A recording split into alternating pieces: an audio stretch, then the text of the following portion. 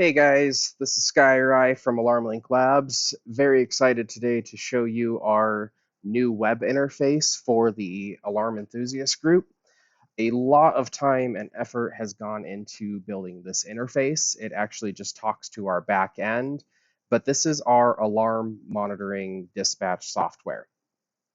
So I guess let's just jump right into it. Logging in, we will assign a operator credential for you, and under that operator credential is housed by a dealer ID. Under that dealer ID is where we put all your accounts so that you can see all your stuff in one place. But let's go ahead and jump in here. When you log in, the first thing you're going to see is alarm handling. Obviously, there are no signals in here pending, so it's just waiting for the next signal to come in under your dealer account. Next, we have completed traffic. There's nothing in here currently because this is a testing account, but here shortly you will see something. Next, we have manual alarm. Under here, there's only one account under this dealer, so we went ahead and created Bob's Burgers. Let's go ahead and do a manual alarm. I'm going to do a burglary event on zone 1, and as soon as I generate it, it's going to automatically drop it into alarm handling. I do have the option to click alarm handle or handle alarm, but for this instance, I'm not going to. So now I'm back in the alarm handling screen. I can see the priority of the signal. Burglary is priority 2. The date and time that the alarm arrived. If this came directly from your panel, it's going to show the receiver number that it hit and the line number of that receiver that it came in on. Next, we have the account number. These are assigned by our admins or our moderators. And then we have the name of the account. This is typically, honestly, whatever you tell us to make it.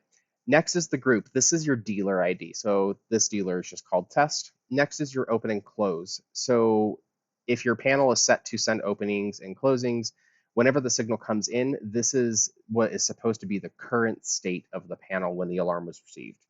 Next, you have your zone number, then the event type. Again, it's a burglary, and then your description. Since this is a manual alarm, it's going to show that it came in on the web interface because that's where we generated it. Next will be the operator that we'll get into here in just a second, and then the computer ID, which normally just shows up as web. So we also have the action. The action is always going to be to handle the alarm. Otherwise, the alarm can be placed on hold. It really what that does is it just stops the dinging on our side for admins. But if we go into handle the alarm, it's going to show the timestamp of the event history. So here's the history of that alarm. Here's the actual alarm. If I wouldn't have placed it on hold, it would still be orange up here. And if you are set up in our 3CX system, right above event history is typically the contact list. So you are able to click it, and what it will do is it'll pull up the 3CX app on the computer and also auto dial the phone itself to call wherever it's set to call.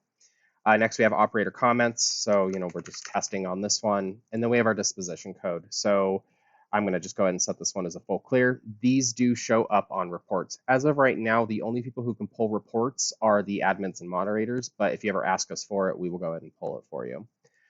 And so we're just going to do a full clear on that one. Next, we have our on test menu. We can put the account on test for it is pretty much as long as you want. It is only a full system test. We don't have the ability to do just single zones through the web interface yet. If you do need a single zone put on test, just get a hold of one of the admins or moderators and we can get that done for you. Otherwise, the test menu will automatically resort to 1 hour. This can be changed, obviously, and I believe it can go up to a year out of service. So let's go ahead and put this on test for an hour. As soon as we add it, it's going to pop up here on your on test, and you can delete it when you're ready. So I'm just going to go ahead and delete that. Next, we have our zone list. I don't believe this account has any zones in it, but I can view them. No, there's no zones. But if you have given us the zone list and we have put it into the account, your zones would show up here.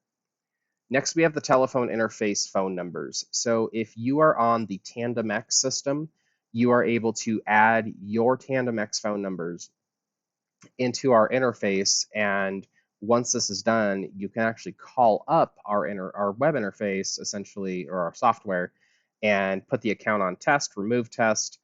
You are also able to put alarms on hold, And yeah, pretty much all that fun stuff. You're able to change your password. One thing I have to make very, very clear on this is on our back end, the passwords are stored in clear text, so we can see it.